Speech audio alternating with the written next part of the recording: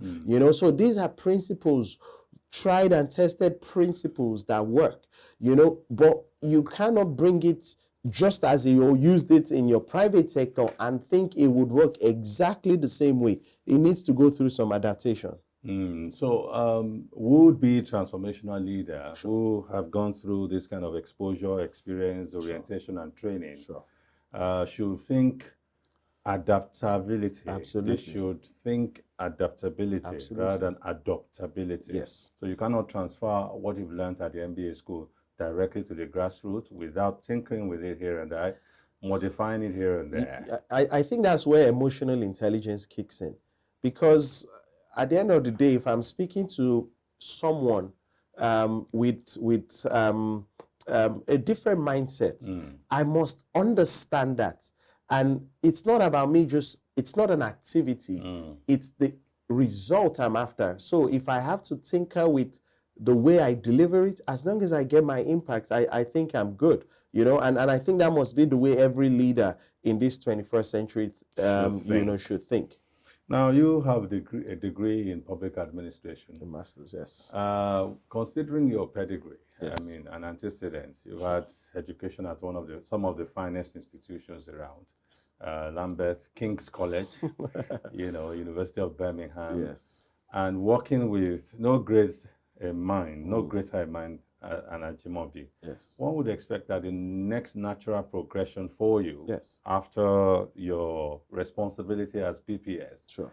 would be an executive position in an organization or in government.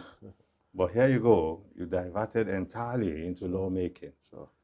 Somebody who's had executive experience, who has been tutored, schooled as it were, in how power and authority can be used to administer public life, going into lawmaking. We couldn't reconcile that. Can you do that for us? All right. So I felt that for me to understand governance in its entirety, I needed to understand how the legislative arm of government works. I count it as a privilege to have worked so closely with a leading governor, a governor that was, you know, that led well.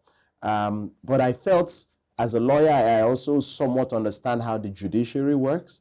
I felt I needed to go into that so that I could see the full spectrum. And I'm grateful. It gives me a better understanding of governance in its entirety. And it does make me compare which side of government I prefer to be on. There is a lot of advocacy, a lot of talking in the legislative side. There's a lot of doing in the executive side, naturally. And you just kind of have to find which one are you better suited for. And, you know, I think I know better now. And my next moves will show which one I think. Governance has is a tripod. Yes. And you are a trained lawyer. I am a trained lawyer. Will they find you in the judiciary someday? No, I think I've been able to help the judiciary make its case every time we're on the floor of the house. You're not likely to be found on the bench someday in your quest to have a robust and broad understanding of how governance I think works. My legal career is sufficient to understand the way the judiciary works. But as you're talking now, you struck me as someone who is of the process-led management school of thought. Will I be correct? I think I'm a learner by nature. I love reading. I love listening to books. So yes, I feel I become a better leader going through a process.